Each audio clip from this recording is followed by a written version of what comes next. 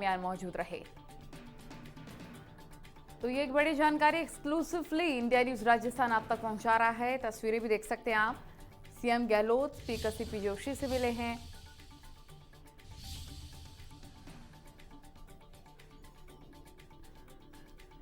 Press conference के बाद speaker के कक्ष में जाकर मुलाकात, ये बड़ी जानकारी।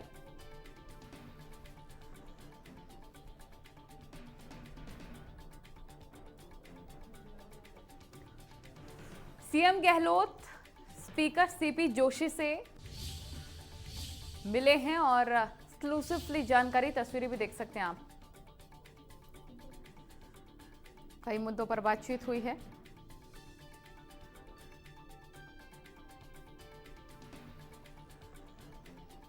तो आज का दिन काफी अहम, अन्य मंत्री और एमएलए मौजूद रहे हैं इस दौरान। एक्सक्लूसिव जानकारी।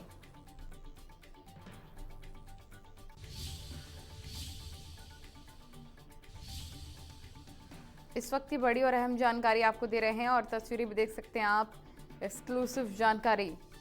प्रेस कॉन्फ्रेंस के बाद ये मुलाकात, अन्य मंत्री और एमएलए भी रहे मौजूद।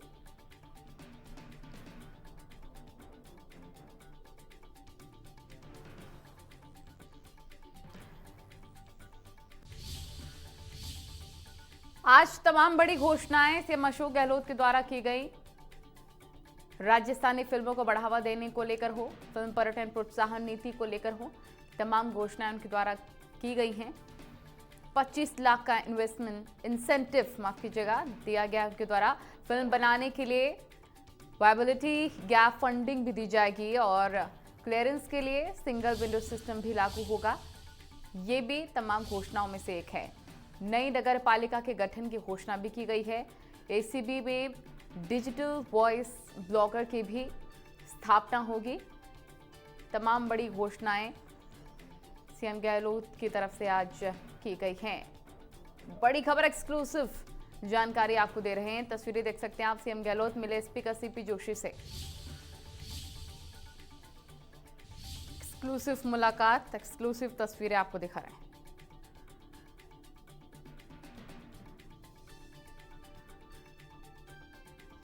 अन्य मंत्री एमएलए भी मौजूद रहे इस दौरान।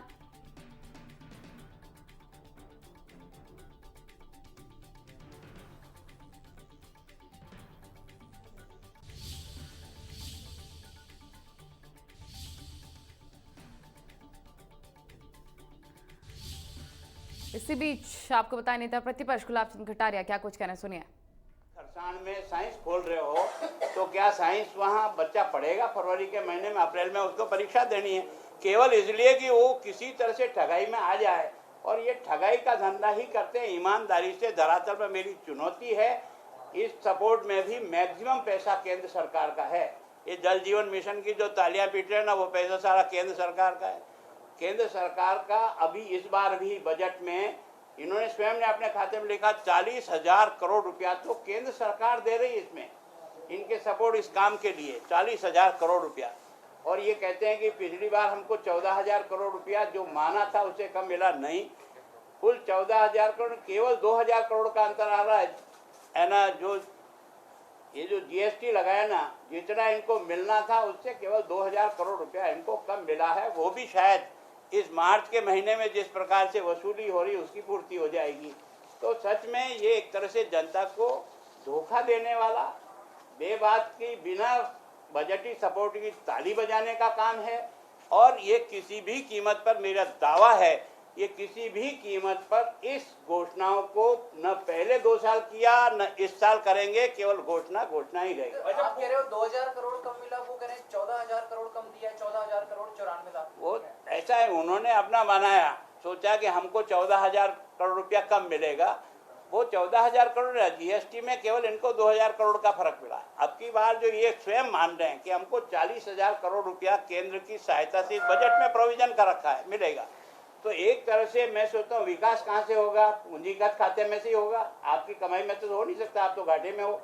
तो पूंजीगत खाता जो 58 करोड़ पहले, 58,000 करोड़ पिछले साल था पूंजीगत खाते में व्यय, वो आप 42,000 करोड़ रुपया कर रहे हो। तो 16,000 करोड़ रुपया आप पूंजीगत व्यय में खर्चा कम कर रहे हो तो विकास कैसे हो सकता है और इतनी योजनाएं कैसे पूरी हो सकती है? तो आपके पूर्व मुख्यमंत्री की तारीफ की है, मुख्यमंत्री ने कहा हम ताले लगाने का काम नहीं करते। ऐसा है कि मुख्यमंत्री जी क्या तारीफ करते हैं और क्या नहीं करते हैं, न तो आधा आप सुन सकते हैं, मैं सुन सकता हूँ। मेरे कान लगा लगा नीचे खूब दिया, क्या पता क्या बोले। ये थोड़ा बहुत ही बाहर आके किताब देखी, जब पता लगा कि ये बोले ये नहीं बोले।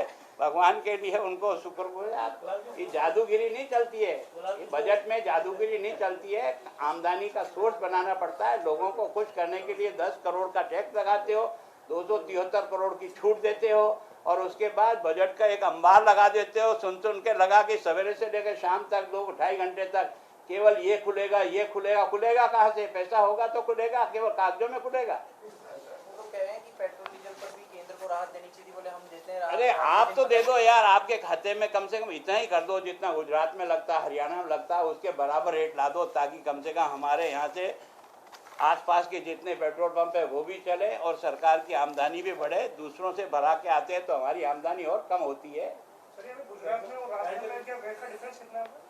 हाँ, वो उनका 26%, हमारा 36%, 10 रुपया पर लीटर।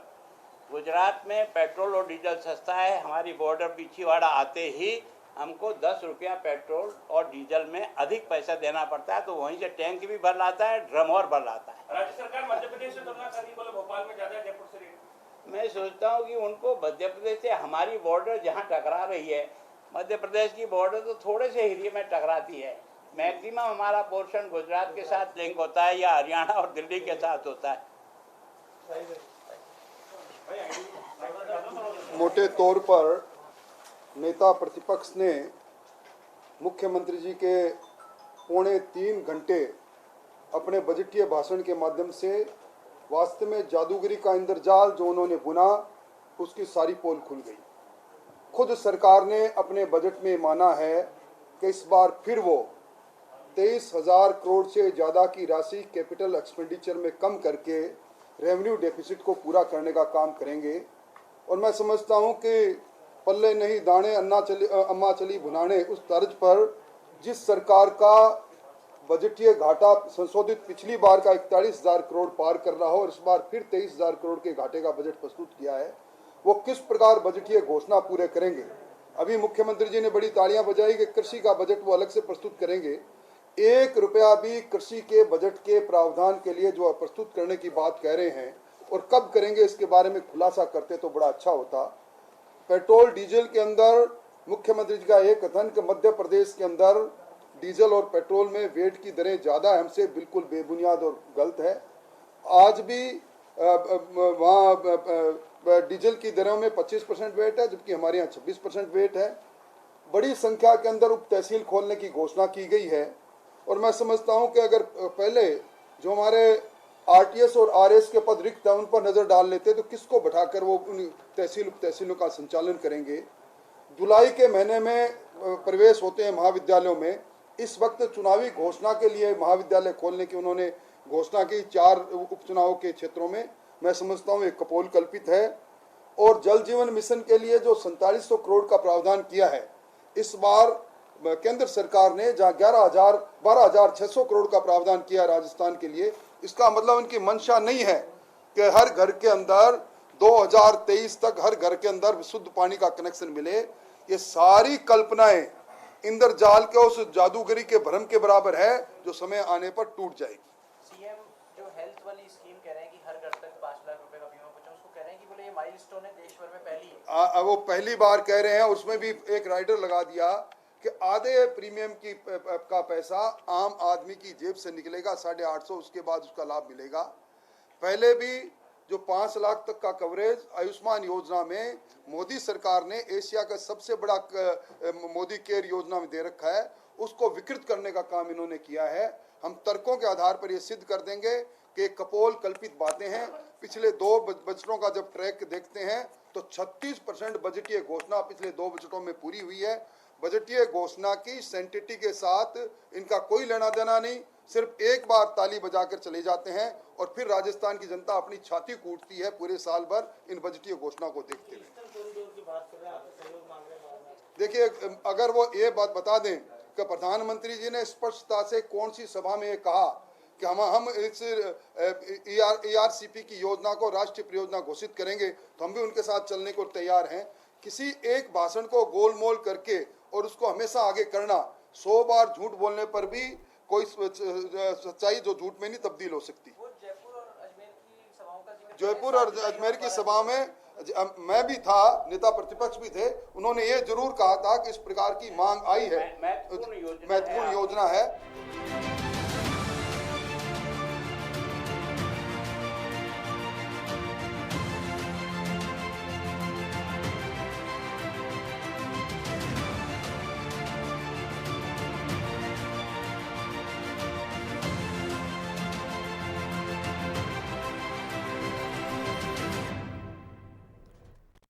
तो राजस्थान का बजट 2021 पेश किया जा चुका है और तमाम महत्वपूर्ण घोषणाएं मुख्यमंत्री अशोक गहलोत की तरफ से की गई। इंदिरा गांधी शहरी क्रेडिट कार्ड की घोषणा की गई है। क्या कुछ बड़ी सौगातें प्रदेश को दी गई हैं उनके द्वारा, ये हम आपको ग्राफिक्स के माध्यम से बता रहे हैं। 5 लाख को ब्याज मुक्त लोन दिया जाएगा।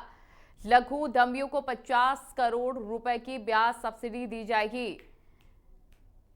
तो 5 लाख रुपए प्रति स्टार्टअप सहायता दी जाएगी। विद्यार्थियों को शिक्षण सामग्री सहित कई सुविधाओं की घोषणा भी दी जाएगी। ये एक महत्वपूर्ण जानकारी आपको दे रहे हैं कि प्रदेश को कौन कौन सी बड़ी सौगातें दी गई हैं।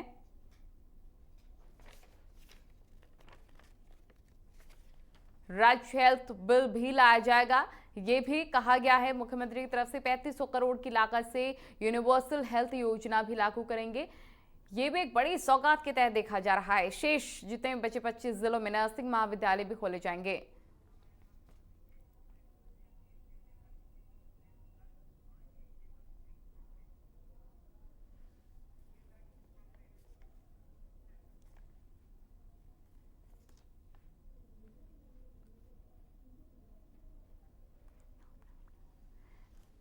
तो प्रदेश में 30 नए PSC खोले जाएंगे। ये भी जानकारी मिल रही है। एक बड़ी सौगात प्रदेश को। 50 अन्य प्राथमिक स्वास्थ्य केंद्रों को क्रमोन्नत भी किया जाएगा।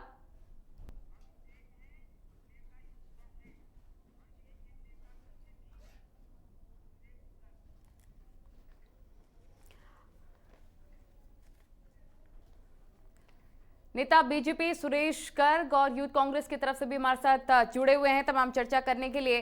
सबसे पहले आपके पास आना चाहेंगे हम। यूथ कांग्रेस की तरफ से आप जुड़े हुए हैं अभिषेक जी, क्या लगता है आपको, क्योंकि एक बड़ी सौगात आज मुख्यमंत्री के द्वारा दी गई है, कैसे देखते हैं आप इसे?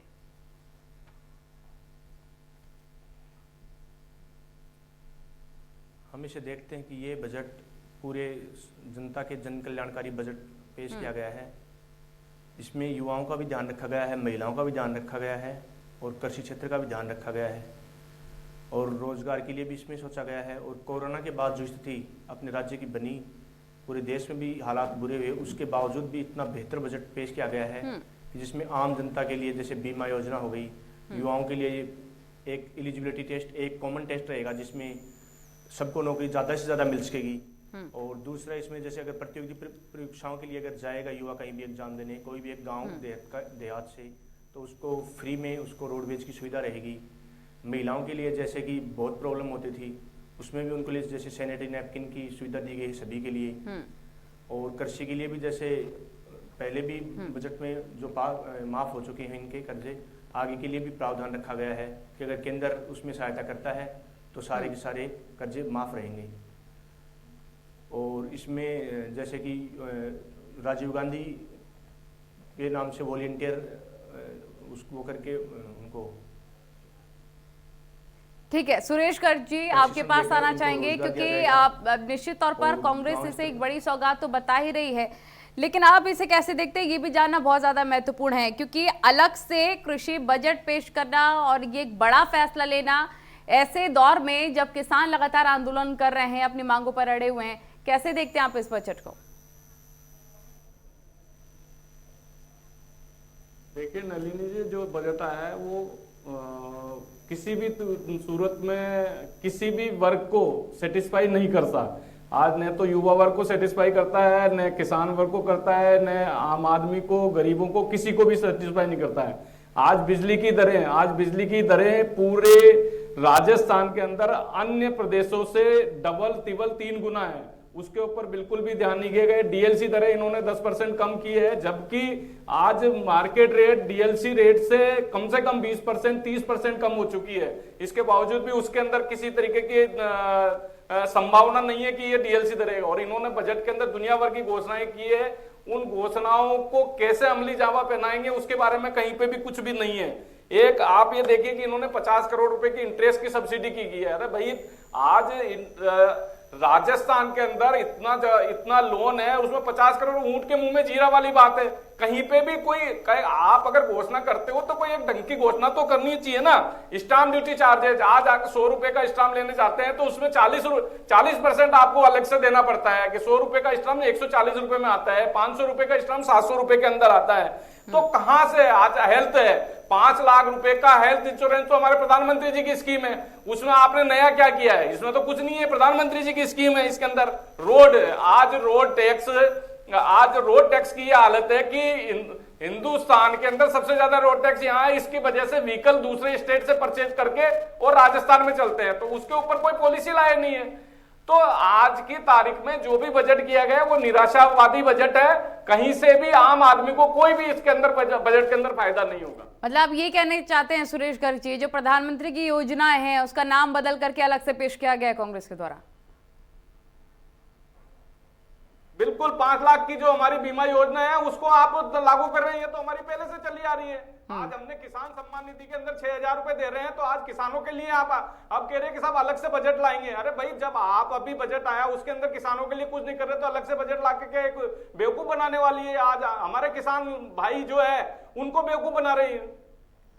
अभिषेक जी, अब निश्चित तौर पर ये एक सवाल ये जो उठाया जा रहा है इनके द्वारा भी, और हर कोई जानना चाहता है, क्योंकि बजट जो पेश किया गया है बहुत अच्छा लग रहा है देखने में, बड़ी सौगातें दी गई हैं, तमाम ऐसी घोषणाएं की गई हैं, अमली जामा कैसे पहनाया जाएगा?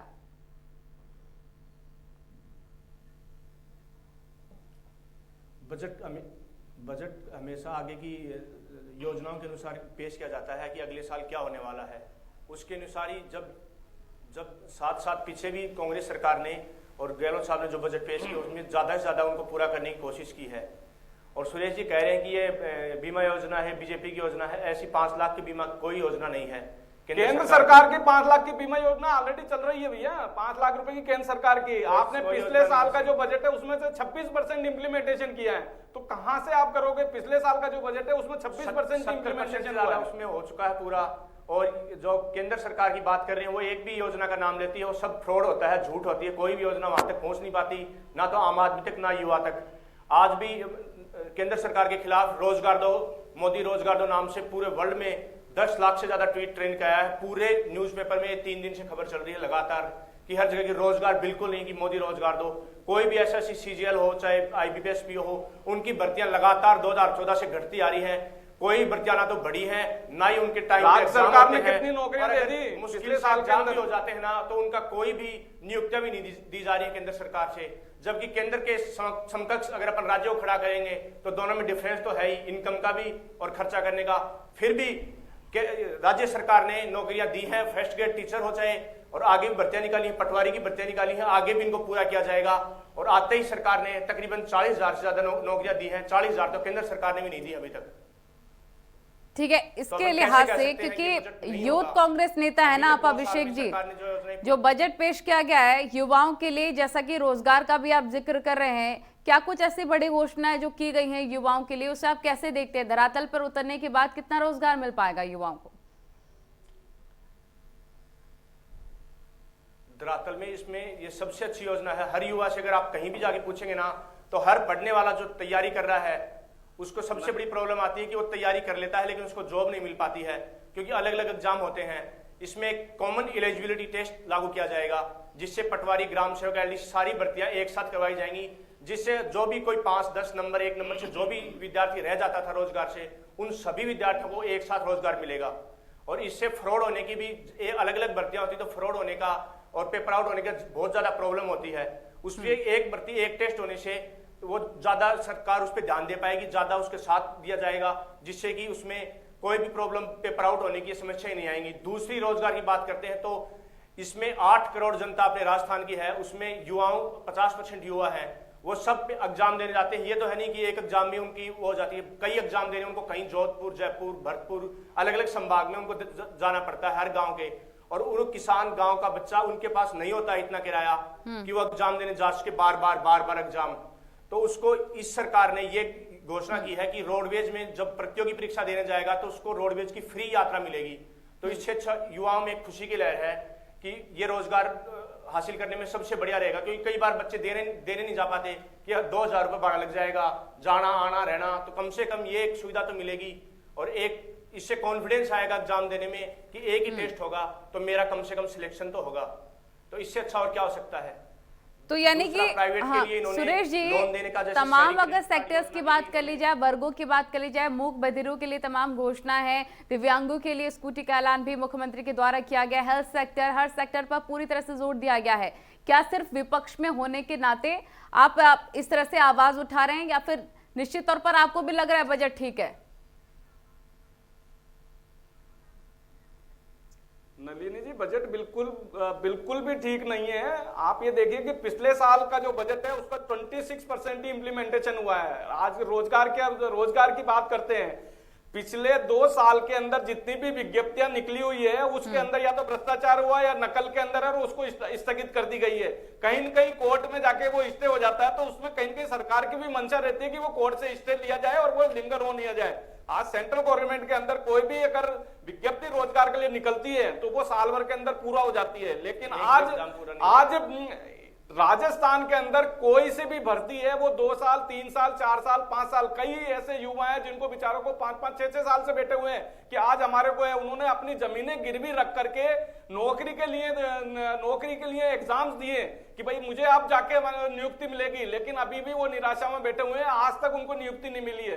तो कहां से ये दे पाएंगे, कुछ समझ में नहीं आ रहा। घोषणा करने से कुछ नहीं होता, जब तक उसको अमली जामा पहनाएंगे नहीं तब तक संभव नहीं है, और बेवकूफ बनाने से नहीं होगा। आज वेट है, आज राजस्थान में इंडिया का सबसे ज्यादा वेट लग रहा है, तो क्या ये राजस्थान की जनता को राहत नहीं दे सकते थे वेट के ऊपर कि भाई आज जो 36% वेट है उसको कम करके राजस्थान की जनता को राहत दे देते। दूसरे स्टेट में जो वेट लग रहा है, आज राजस्थान की बॉर्डर के जितने भी स्टेट है उस वहां से जाके पेट्रोल परचेज करके आते हैं, तो यानी कि राजस्थान के अंदर रेवेन्यू खत्म हो रही है।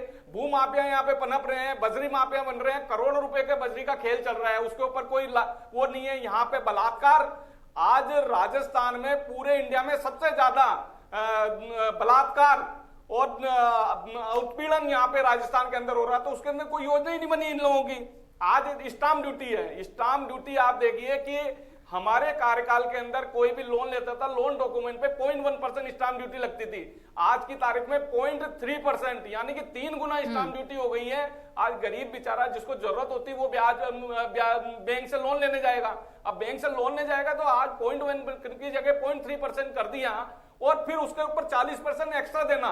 सबसे बड़ी समस्या ये है कि आप अगर 100 रुपए का स्टाम्प खरीदोगे तो उसपे 40% आपको अलग से देना पड़ेगा। ये कहां से न्याय संगत है? जो पहले आज ई स्टाम्पिंग चलती थी, स्टाम्पिंग को बंद कर दिया, तो जनता को कहां से बेनिफिट दे रहे हैं? कहीं भी एक चीज में भी अगर जनता आप कह रहे हैं कि जनता को बेनिफिट नहीं मिलेगा, आप कह रहे हैं कि धरातल पर ये घोषणाएं नजर नहीं आएंगी, लेकिन साफ तौर पर मुख्यमंत्री ने कहा कि जादूगर ने दिखा दी है, जादूगरी दिखा दी है जादूगर ने, इससे आप सहमत नहीं है क्या?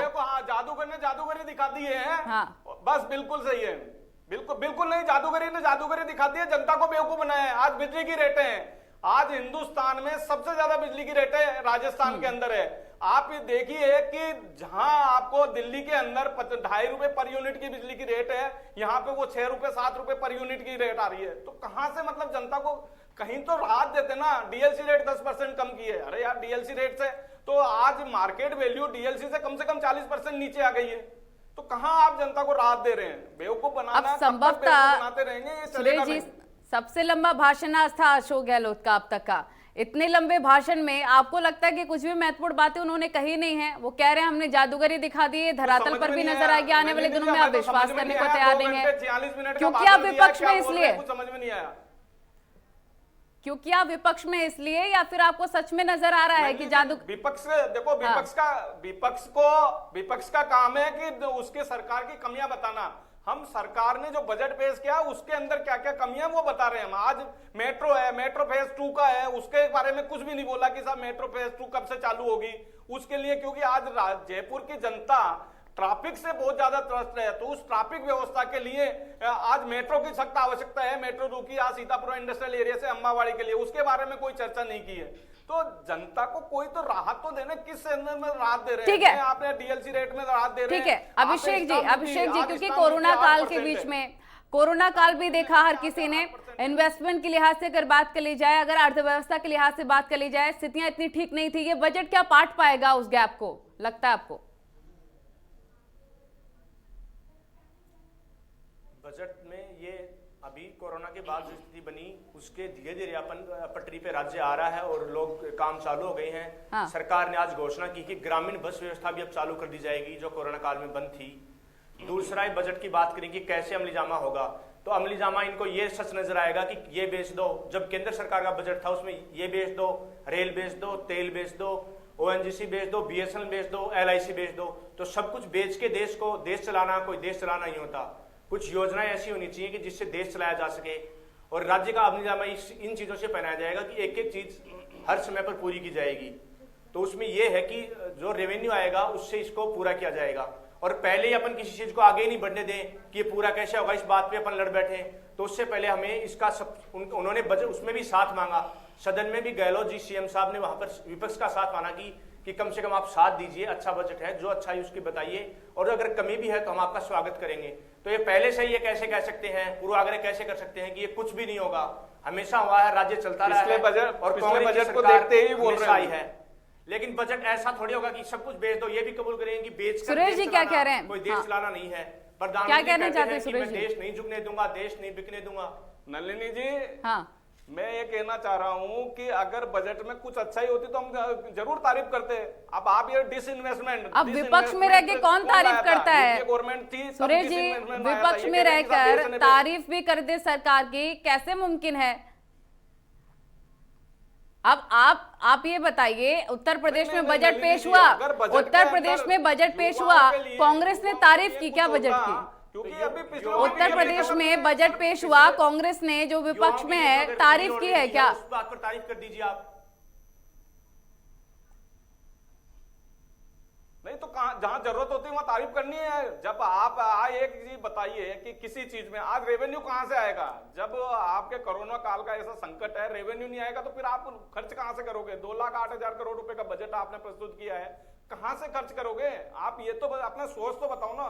क्या घाटे में घाटा पूरा करोगे तो घाटा कैसे पूरा कर लोगे? तो ये घोषणा करना 2,08,000 करोड़ रुपए की और उसको एग्जीक्यूशन करने में बहुत अंतर है, क्योंकि देखो रेवेन्यू के, अच्छा अभिषेक जी, आप सोर्स बता दीजिए आप सुरेश जी को। संभव है। दूसरा, जल जीवन मिशन 11,000 करोड़ रुपए का हमारा जल जीवन मिशन का प्रोग्राम है राजस्थान को, इन्होंने 4,700 करोड़ रुपए का जल जीवन मिशन का। इसका मतलब कि इनका खुद का इंटेंशन नहीं है कि यहाँ पे जल जीवन मिशन के अंदर यहाँ पे डेवलपमेंट और हर आदमी को स्वच्छ पानी मिले। अभिषेक जी बताइए।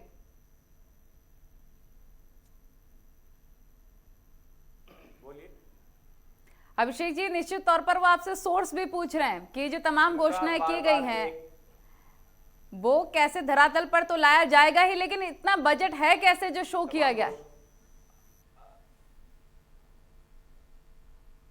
बजट पहले शो किया जाता है, उसकी रेवेन्यू जनरेट होता है, अगले साल के लिए हमेशा बजट पेश किया जाता है। बजट इससे ऐसे पेश नहीं होता कि पीछे से जो क्या बेचा था उससे अपन बजट पेश करेंगे। तो ये केंद्र सुरेश सरकार जी को तो कुछ अच्छा दिख ही नहीं रहा है बजट में। उनका साफ तौर पर कहना है अगर बजट अच्छा होता तो हम कमियां निकालते ही नहीं। इनको अच्छा नहीं देखेगा ना, क्योंकि केंद्र सरकार ने बेच के बजट चलाया है और इनकी मंशा है कि आगे यहाँ पर सब कुछ बेचकर चलाया जाए, पर ऐसा कांग्रेस सरकार कभी नहीं कर सकती। अब तो सोर्स पूछ रहे हैं नलिनी जी, इनसे सोर्स पूछ रहे हैं कि क्या सोर्स है? सरकार आप 2,08,000 करोड़ रुपए का अगर बजट लाया तो उसका सोर्स बताइए कि साहब वो कहाँ से खर्च करोगे आप? कांग्रेस के नेता है, वो सोर्स बताएंगे क्या आपको सुरेश जी? 20% इम्प्लीमेंटेशन हुआ है। आप चाहते हैं यूथ कांग्रेस के नेता अगर वो आपको सारा सोर्स बता दें? मांग करूंगा कि भाई सोर्स बताएंगे। मैं तो नलिनी जी वो कांग्रेस की तरफ से हैं, तो मैं कांग्रेस से सोर्स मांग रहा हूँ। सोर्स भाई आज मैं एक चीज जानता हूँ कि कोई भी इम्प्लीमेंटेशन होता है तो उसके लिए सोर्स तो होना जरूरी है ना। और आज बाकी चीजों से जाता है 2 घंटे 46 मिनट का इतना लंबा भाषण दे दिया, कुछ समझ में आया नहीं क्या बोलना चाह रहे हैं, उसको बार बार डिटेल में बताए जा रहे हैं। हाँ। तो जनता को कोई सेटिस्फेक्शन कुछ तो करे ना। आज जयपुर को मेट्रो की जरूरत थी, फेज 2 की मेट्रो की योजना की जरूरत थी, उसकी कोई घोषणा नहीं हुई है। बिजली के अंदर हमको जरूरत थी कि भाई बिजली के जो है बिजली के बिल माफ करेंगे, लेकिन नहीं साहब, केवल किसानों के 2 महीने के बिल बनाते क्या रहे। आम आदमी के लिए भी तो 2 महीने का बिल करते ना। महीने का जो मंथली बिल आ रहा है उसको 2 महीने का आम आदमी के लिए करें। आम आदमी के लिए नहीं किया, केवल किसानों के लिए किया है। आम आदमी के लिए 2 महीने का किया गया है, किसानों के लिए किया गया। और उसमें रेटें देखिए, आज 7 रुपए पर यूनिट की रेटें आ रही है, जो कि पावर सेक्टर हिंदुस्तान में सबसे ज्यादा प्रोडक्शन राजस्थान के अंदर होता है सोलर पावर का। इसके बावजूद भी रेट है ये 2.5 रुपए में परचेज कर रहे हैं और हमको 7 रुपए में दे रहे हैं। अरे तो भाई जनता को कहां राहत दे रहे हो आप? जनता को किसी तरीके की राहत तो देनी चाहिए ना। आज वेट है, वेट के अंदर इनको राहत देनी चाहिए थी कि भाई चलो केंद्र सरकार नहीं कर रही तो हम तो करें। अगर जनता के साथी हो तो आपको वेट कम करना चाहिए। एक तरफ सुरेश जी राहत मांग रहे हैं हर चीज में और एक तरफ रेवेन्यू का भी पूछ रहे हैं, तो दोनों चीजें एकदम बिल्कुल हम तो हर जनता की जो आवाज है वो उठा के रहेंगे हम तो। जनता ही खुद ही बताए ना ये विपक्ष की, ये कैसे हो सकता है दोनों चीजें। रेवेन्यू लाने के लिए कुछ चीजें सरकार के पास जो इनकम आएगी उसी से तो बजट पे खर्च किया जाएगा, हर चीज ऐसे तो नहीं हो सकता। नलिनी जी मैं एक चीज कहना चाह रहा हूं, बात कर रहे थे, बोलिए सुरेश जी। की बात करें तो ज्यादा वेट किसका है, केंद्र सरकार का है, राजस्थान सरकार का है। नलिनी जी मैं ये कहना चाह रहा हूं कि ये वेट की बात कर रहे हैं कि भाई ज्यादा किसका है। मैं एक चीज कहना चाहता हूं कि हर स्टेट के मुकाबले राजस्थान का वेट सबसे ज्यादा है। तो उस राजस्थान का वेट सबसे ज्यादा होने की वजह से यहाँ पे रेवेन्यू का कलेक्शन नहीं हो रहा है। हर राज्य रेवेन्यू का कलेक्शन नहीं हो रहा है। कारण जैसे हरियाणा में दूसरे स्टेट हरियाणा है, यूपी है, दिल्ली है, पंजाब है, वहां की रेट कम होने की वजह से लोग वहां से परचेज करके ला रहे हैं। मुनाफाखोरी हो रही है। अब बॉर्डर के जितने भी है वो लोग मुनाफाखोरी हो रही है। अभी 66 रुपए पेपर के अंदर आया है, कल पेपर में भी अपन 100 रुपए पेट्रोल खरीद रहे हैं, और जब 100 रुपए से ऊपर डॉलर पे बैरल वो था, क्रूड ऑयल था, जब भी हम 70 रुपए पेट्रोल खरीद रहे थे। इनको अगर इतना ही पेट्रोल के भाव पे दर्द है तो इनको जीएसटी के लिए अभी घोषणा करनी चाहिए थी विधानसभा के अंदर कि नहीं साहब हम जीएसटी के अंदर शामिल करने के लिए घोषणा करते हैं कि पेट्रोल की कीमतें जीएसटी के अंदर निर्धारित होनी चाहिए। तो क्यों नहीं जीएसटी के अंदर डिमांड करी? हमारे धर्मेंद्र प्रधान जी ने कल ही बोला है कि पेट्रोल की कीमतें जीएसटी के अंदर आना चाहिए पेट्रोल को। लेकिन पावर में है, अभी राजस्थान गवर्नमेंट ने, आपकी सरकार है तो आपको जीएसटी की डिमांड करो ना उसके अंदर। पावर में है बीजेपी और सब कुछ इनके पास है। इनका जवाब क्या है इनके पास कि 66 रुपए diesel petrol barrel crude oil मिल रहा है और 100 रुपए डॉलर पे बैरल था, तब भी 70 रुपए पेट्रोल खरीद रहे थे हम, उससे पहले 60 रुपए खरीद रहे थे। आज 100 रुपए पेट्रोल और 90 रुपए डीजल क्यों ये दे रही है केंद्र सरकार? नलिनी जी मैं इसका जवाब देता हूँ। हाँ, दीजिए सुरेश जी। इसका जवाब देता हूँ आपको। 70 साल में देश ने खड़ा किया था और सब कुछ बेच दिया। मैं आपको बताता हूँ 86 रुपए यूपीए गवर्नमेंट के अंदर 86 रुपए का पेट्रोल का भाव था। एक तो मुझे ये नहीं समझ आ रहा है अभिषेक जी, कौन से पेपर हैं आपके पास? आप कई बार बोल चुके हैं ये बेच दिया वो बेच दिया, मुझे जरा ये बता दीजिए आप। सुरेश जी मुझे लगता है अभिषेक जी के पास कुछ डॉक्यूमेंटेशन है, क्या बेच दिया है? सुरेश जी बताइए जरा, पुख्ता जानकारी हमें भी जरा। किसको बेच दिया मुझे तो समझ नहीं, नलिनी जी मुझे तो यही समझ में नहीं आ रहा क्या बेच दिया। देश तो इन्होंने 70 साल में बेच दिया। इनके खुद के नेता बोलते थे कि भाई हम केंद्र से 1 रुपए पहुंचाते थे, 85 रुपए हम जेब में रखते थे। इनके राजीव गांधी जी ने खुद ने बोला है कि 1 रुपया केंद्र से चलता है, 85 पैसे तो हम हड़प जाते हैं, 15 पैसा आम आदमी का। हमने लोगों के जनधन खाते खोले हैं और डायरेक्ट पैसा ट्रांसफर किया है। तो इनका दर्द तो ये हो रहा है कि सब आपने डायरेक्ट पैसे कैसे ट्रांसफर किया है। तो इनको तो दर्द इस बात का हो रहा है। कौन सी चीजें बेच दी? डिसइन्वेस्टमेंट पॉलिसी इनकी यूपीए गवर्नमेंट में लाई हुई है, डिसइन्वेस्टमेंट पॉलिसी। अब आप बात कर रही हैं नलिनी जी, तो मैं बताता हूं इस बजट में निर्मला सीतारमण जी ने साफ साफ कहा था और बजट में भी कहा है कि हम ये चीज बेची जाएंगी, एयरपोर्ट दिए जाएंगे बेचे। आज जयपुर एयरपोर्ट है वो किसके पास है? अडानी के पास है। अभी जो इंडियन देश के विकास के लिए ये सब चीजें जरूरी है। गैस है उस पे अडानी के नाम से पेट्रोल पंप खुलने चालू हो गए हैं, गैस के जो पंप है वो चालू हो गए हैं। तो बेचने की बात जब लाल किला है वो डालमिया को दे दिया इन्होंने, तो आम आदमी ना तो उसके अंदर जा सकता है ना बोल सकता है। जब आप बात करें बीएसएनएल के कर्मचारी को जबरदस्ती वीआरएस दिया गया, ये डॉक्यूमेंट्स क्या किसी के पास ऑप्शन दिया गया था? बीएसएनएल कर्मचारी को जबरदस्ती नहीं, ऑप्शन दिया गया था कि आप लेना चाहे तो ले लें। कोई भी कम पहले अपन नाम सुनते थे कि LIC एक ऐसा नाम था कि इंश्योरेंस कराने को भी लोग LIC कराना कहते हैं आज तक भी, उसको बेचने का भी कहा गया है कि 600 करोड़ में इसको बेचा जाएगा। पब्लिक इश्यू लाने के लिए ऐसा नहीं कि उसको बेच दिया। अगर उसको लिस्ट करने से उसकी कंपनी की नेटवर्थ का पता चल जाता है तो ये तो वो जनता के लिए बहुत अच्छा है। आम आदमी का पैसा LIC के अंदर लगा हुआ है, अगर वो कंपनी लिस्टिंग में आएगी तो उसका पता तो लगेगा ना कि उसकी नेटवर्थ क्या है, उसकी नेटवर्थ क्या। आपको यही पता नहीं कि LIC का हम क्या करना चाह रहे हैं। मुश्किल से 5% या 2% हम पब्लिक इश्यू में लाना चाह रहे हैं, और उससे अगर मान लो कि LIC कोई काम करना चाह रही है और LIC कोई भी चीजें तो अगर सेबी के अंदर बताएगी तो जनता को पता तो लगेगा ना कि LIC की में इन्वेस्टमेंट कितना है, LIC की आय कितना है। क्योंकि आज की तारीख में जब तक लिस्टिंग नहीं है, जब तक पता नहीं चल रहा कि LIC के अंदर कितना इन्वेस्टमेंट आ रहा है। उठाकर देख लो उस दिन की न्यूज जब बजट पेश हुआ था तो कि इन चीजों को दिया जाएगा, ये बेचा जाएगा। LIC पिछली बार भी कहा था उन्होंने, ONGC का कहा था, NTPC का कहा था, तो वो चीजें उनके दिए गए।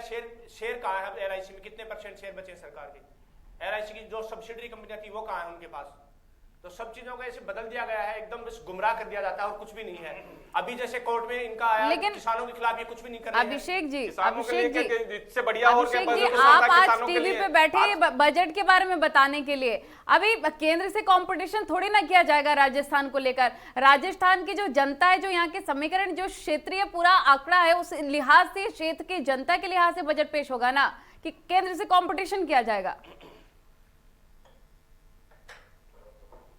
नहीं, बजट उसके हिसाब से पेश हुआ तो हर चीज की योजनाएं हुई हैं। युवाओं की भी ध्यान रखा गया, महिलाओं का ध्यान रखा गया, बुजुर्गों का, विकलांगों का, मूक बधिर के लिए भी कॉलेज, पहली बार कॉलेज खोले जा रहे हैं। 2 मूक बधिरों के लिए कॉलेज खोले जा रहे हैं यहाँ पर, और ऐसी कोई वो नहीं मानसिकता। और दूसरा कि इंग्लिश मीडियम स्कूल खोले जाएंगे महात्मा गांधी हर ब्लॉक पे। तो ये क्या ये आगे यूथ के लिए, बिल्कुल तमाम ऐसी योजनाएं। सुरेश जी, आप आम जनता की बात कर रहे हैं, आम जनता के लिए तमाम ऐसी घोषणाएं की गई हैं सरकार की तरफ से। उनका साफ तौर पर कहना है घर लेना इस बार आसान हो जाएगा, क्योंकि 50 लाख के फ्लैट पर स्टैंप ड्यूटी घटाने का ऐलान सरकार की तरफ से किया गया है। इसको भी आप कहेंगे कि अब अमली जामा पहनाएंगे तभी यकीन होगा? नहीं, बिल्कुल सही बात है कि 50 लाख रुपए। आज देखिए जयपुर के अंदर कोई भी फ्लैट खरीदता है 60-70 लाख रुपए या 1 करोड़ से नीचे का कोई भी फ्लैट नहीं होता। तो आज आम आदमी की जरूरत है कि भाई स्टाम्प ड्यूटी कम करनी है तो सभी के लिए कम करो। और 2% से क्या होता है, आज 8% स्टाम्प ड्यूटी है। महाराष्ट्र के अंदर स्टाम्प ड्यूटी 4.5% है। आज तो राजस्थान सरकार ने 6 से 4 कर दिया ना, ढंग से दो उसको। अगर स्टाम्प ड्यूटी पर्याप्त मात्रा में कम देना, ये आपको ठीक नहीं लग रहा है? महाराष्ट्र में इनकी सरकार है और महाराष्ट्र में इनकी सरकार है, वहां पे स्टाम्प ड्यूटी 4.5% है, यहाँ पे 8% है। आज स्टाम्प परचेज करते हैं उसमें 40% एक्स्ट्रा देना पड़ता है। ये कौन सा न्याय है? आज 100 रुपए का स्टाम्प करने जा रहा हूँ, खरीदने जा रहा हूँ, उसमें मेरे को 140 रुपए देने पड़ते हैं। ये कहाँ से न्याय है? बढ़ाया गया है। ये कहाँ से न्याय है? सुरेश जी ये बता देंगे कि एक भी टैक्स कहीं भी बढ़ाया गया है क्या? घटाया तो गया है, तो मैं ये कह रहा हूँ कि कोई भी एक्स्ट्रा टैक्स जनता ट्रस्ट है तो जनता के लिए, आप जनता के लिए। अच्छा, आप ये कह रहे सुरेश जी 6 से, आप ये कह रहे हैं क्योंकि वहां पे 4.5 है तो यहाँ पर 6 से 4 क्यों किया गया? 4.5 होना चाहिए, 6 से घटाकर 4 नहीं होना चाहिए। नहीं 6 से 4 नहीं, यहाँ पे स्टाम्प ड्यूटी कम होनी चाहिए। जब ये तो जाके यहाँ के आप रियल्टी सेक्टर को बढ़ावा मिलेगा। स्टाम्प ड्यूटी कमी हुई है तो कमी तो किया है, 6 से 4 ही तो किया है सुरेश जी। रुपए के स्टाम्प पे 40% आपको अलग से देना पड़ता है। कम किया है सुरेश जी सरकार ने, 6 से 4 कर दिया है। नहीं, केवल 50 लाख रुपए तक के फ्लैट पे, इंडिविजुअल मकान पे नहीं किया है। हाँ, 50 लाख तक के फ्लैट पे 50 लाख तक के फ्लैट पे 8% से 2% कम किए हैं। फ्लैट पे, इंडिविजुअल हाउसेज पे भी नहीं है। आज मैं मान लो लैंड लेके बनाना चाहता हूं तो उस पे स्टाम्प ड्यूटी का कोई रिलैक्सेशन नहीं है, लेकिन फ्लैट पे आपको मकान बनाने पर स्टाम्प ड्यूटी लगती है क्या?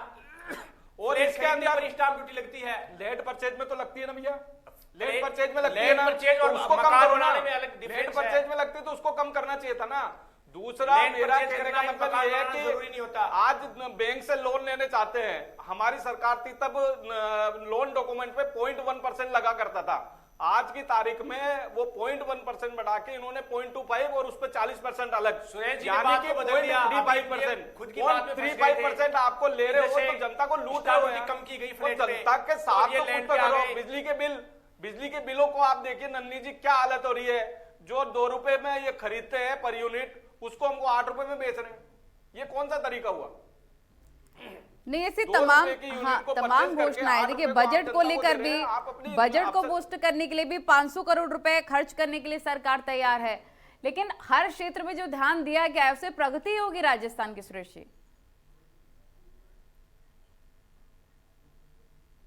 सुरेश जी ये बताएं कि भाजपा के टाइम में बिजली की दरें कितनी देखो थी? नन्नी जी, मैं एक छोटा सा उदाहरण देता हूँ। नन्नी जी, मैं एक छोटा सा उदाहरण देता हूँ कि ये जब सरकार में आए थे, ये सरकार में आए थे, तब राहुल गांधी जी यहाँ आए थे, तब इन्होंने ये बोला था कि साहब हम 10 दिन के अंदर किसानों का ऋण माफ कर देंगे और बेरोजगारी भत्ता सबको देंगे।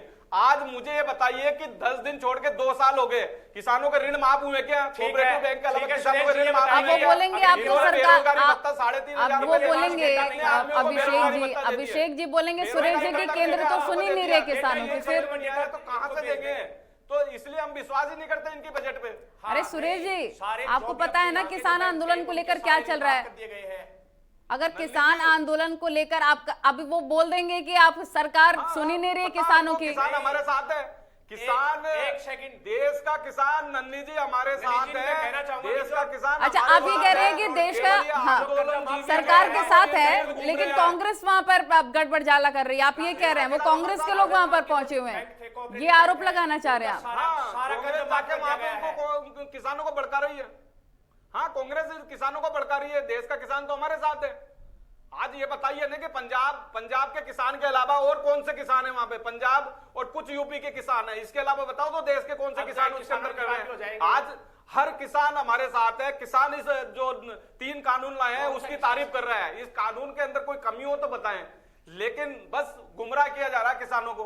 अरे भाई, 26 जनवरी के अंदर कितनी बड़ी अराजकता, देश के झंडे का अपमान कर रहे हैं और उसको भी साथ दे रहे हैं। ये कांग्रेस करवा रही है, देश के झंडे का अपमान उस दिन किया हुआ है, उनके लिए वकील नियुक्त कर रहे हैं। हम उन आदमियों को गिरफ्तार कर रहे हैं तो उनके लिए वकील नियुक्त कर रहे हैं कि किसने करवाया। आप देश के साथ नहीं हो तो फिर किसके साथ होंगे?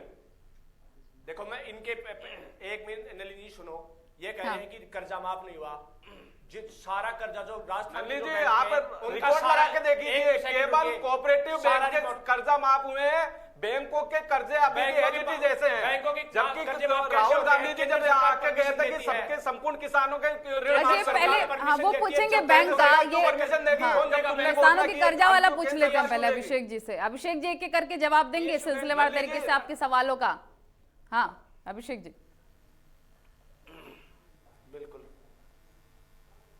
बताइए। तमाम ऐसे सिलसिलेवार तरीके से आरोप लगा दिए सुरेश जी ने, बताइए एक एक करके। किसानों के कर्जे का जब ये कह रहे हैं हाँ। तो मैं इनके जवाब देना चाहूंगा कि किसानों के जो कोऑपरेटिव बैंक था, राजस्थान के जो अंडर में बैंक, राजस्थान सरकार के जो पावर में है, उनके सारे के सारे कर्जे माफ कर दिया गया है। 1 रुपया भी कर्जा का बकाया नहीं है।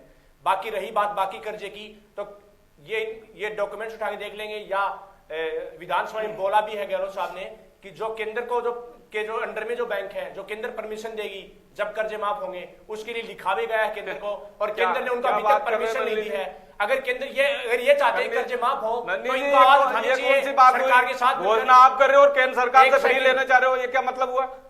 हम घोषणा कर रहे तो हम फिर आप करो ना, केंद्र सरकार क्यों करेगी? परमिशन संविधान में नियम है कि जो स्टेट और कुछ नियम होते हैं उसके केंद्र के पास होते हैं, तो उसके बिना नहीं दे सकते, बिना अथॉरिटी के। तो उसकी अथॉरिटी के बिना अथॉरिटी दे नहीं रही। अगर ये चाहते हैं सच में किसानों के कर्जे माफ हो, इनकी घोषणा दी तब इनको बोलना चाहिए कि साहब इतने ऋण तो हम करेंगे, और इतने ऋण अगर नहीं, आप इतना बता दीजिए अभिषेक जी। सुरेश जी इनसे पूछ लेते हैं ना, ये जो अलग से कृषि बजट लाया गया है कृषि बजट अलग से, वो कितना फायदेमंद होगा किसानों के लिए, ये भी जान लेते हैं। अभिषेक जी बताइए।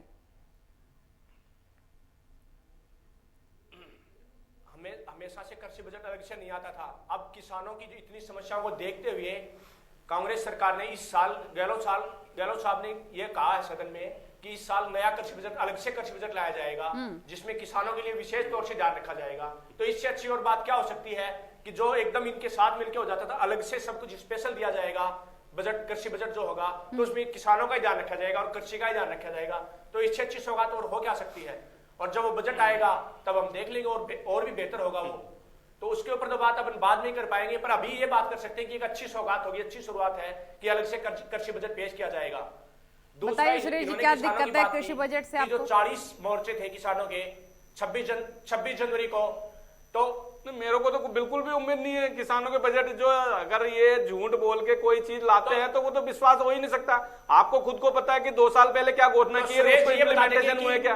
आज 26% है। कोऑपरेटिव बैंक क्या होता है आपने ये थोड़ी बोला था घोषणा के अंदर कि हम कोऑपरेटिव विपक्ष में इसलिए आपको विश्वास नहीं हुआ क्या सुरेश माफ जी? करेंगे सुरेश जी, आप विपक्ष में इसलिए विश्वास नहीं हुआ क्या आपको? नहीं विश्वास नलिनी जी, क्यों? आप भी डाटा उठा के इन्होंने नलिनी खुद जी, माना आप भी है। डाटा उठा के देख लीजिए। इन्होंने इन्होंने खुद ये माना है कहीं कि पे भी नहीं बोला था कि साहब हम कोऑपरेटिव केवल बैंक कोऑपरेटिव बैंक और के ऋण केंद्र माफ सरकार, करेंगे। कांग्रेस सरकार अरे ने ऐसे कोई थोड़ी होता है। जब आपने घोषणा की है कि साहब हम सबके ऋण माफ करेंगे, आपके मतलब एमएलए आके बोलते हैं कि साहब हम आपकी कांग्रेस सरकार के मंत्री भ्रष्ट है। इनके एमएलए खुद बोलते हैं। नहीं, जब रिपोर्ट कार्ड पेश हुआ था सुरेश जी, अशोक गहलोत का, मंत्री भ्रष्ट है, सीएम अशोक गहलोत का रिपोर्ट कार्ड जब पेश हुआ था 70% से ज्यादा उन्होंने काम गिनवा दिए कि हमने जो वादे किए थे वो पूरे कर दिए हैं। अब आप कहेंगे कि उसमें भी झूठ है। ऐसा है कि नन्नी जी जो मुख्य काम थे वो उनमें से एक भी काम पूरा नहीं हुआ। जो मुख्य काम थे उनमें से एक भी काम पूरा नहीं हुआ। मुख्य काम तो किसानों का ऋण माफ था, किसानों का ऋण माफ हुआ ही नहीं, किसानों का ऋण माफ हुआ ही नहीं। मुख्य काम तो किसानों का ऋण, बेरोजगारी भत्ता था, लोगों को रोजगार देना था। पिछले 2 साल के अंदर की विज्ञप्ति बता दीजिए कि कितने को रोजगार। आज किसी को कुछ नहीं मिला। बेचारा बेरोजगार धरने पे बैठा हुआ है, बेरोजगार धरने पे बैठा हुआ है, बेरोजगार दर की ठोकर खा रहा है। उनको आप हेल्प नहीं कर रहे हो। आज उनको रोजगार के लिए कोई योजना ही नहीं है। और अगर मान लो विज्ञप्ति निकालते हैं दूसरे दिन उसका स्टे ले आते हैं। आप इस तरह की योजना लाओ ना कि वो स्टे नहीं आए कोर्ट से क्यों स्टे आता है। यानी कि आप उस विज्ञप्ति के अंदर कोई न कोई कमियां निकालते हो या कमियां रखते हो, कमियां रखने की वजह से उस पर स्टे आ जाता है, स्टे आने की वजह से वो लिंगर ऑन हो जाती है, तो उसको रोजगार मिलेगा ही नहीं। तो नलिनी जी, मेरा कहने का मतलब है कि ये अगर 50,000 रोजगार की दे रहे हैं, हम अच्छी स्वागत करते हैं। ज्यादा वक्त नहीं है क्योंकि लास्ट कमेंट लेना चाहूंगी। सुरेश जी, लास्ट कमेंट के तहत बताइए क्या कहना चाहते हैं। बहुत वक्त की कमी है सुरेश जी, जल्दी बताइए लास्ट कमेंट। नन्नी जी, मैं ये कहना चाहता हूं कि इन्होंने बजट 2 घंटे 46 मिनट का बजट घोषित किया। इसमें जनता को कोई राहत नहीं मिलेगी, केवल घोषणाएं हैं, इंप्लीमेंटेशन नहीं हो पाएगा क्योंकि इन्होंने रेवेन्यू के कोई सोर्स नहीं बताया कि हम कहां से पैसा लाएंगे और उसको खर्च करेंगे। ठीक है, आप वही कह रहे हैं जो विपक्ष में बैठा और व्यक्ति कहता है। ठीक है अभिषेक जी, कितना धरातल पर काम हो पाएगा इस बजट के तहत? जल्दी से वो चीजें फाइनल कमेंट जल्दी से अभिषेक जी बताइए। धरातल पर काम करने के लिए अपन पिछली 2 साल का ट्रैक रिकॉर्ड उठालेंगे तो उसमें 70% ज्यादा योजनाएं पूरी हो चुकी हैं। जैसे कर्जे माफ की बात करें तो कर्जे माफ भी हो चुके हैं कोऑपरेटिव बैंक के सारे। तो आगे भी बजट अभी पेश हुआ है तो आगे भी इसी प्रकार से जो पिछला ट्रैक रिकॉर्ड है उसके हिसाब से ये पूरा किया जाएगा और तेज गति से किया जाएगा इसको। ठीक है, आप दोनों का बहुत बहुत शुक्रिया। अभिषेक जी, सुरेश जी, आप दोनों का बहुत बहुत शुक्रिया। साफ तौर पर आज बजट पेश हुआ, समावेशी और प्रगतिशील बजट इसका करार किया जा रहा है। सीएम ने कहा कि जादूगर ने जादूगरी दिखा दी है। कितना धरातल पर काम होता है, विपक्ष लगातार ये सवाल उठा रहा है। रुकें छोटे से ब्रेक के लिए, चर्चा लगातार जारी।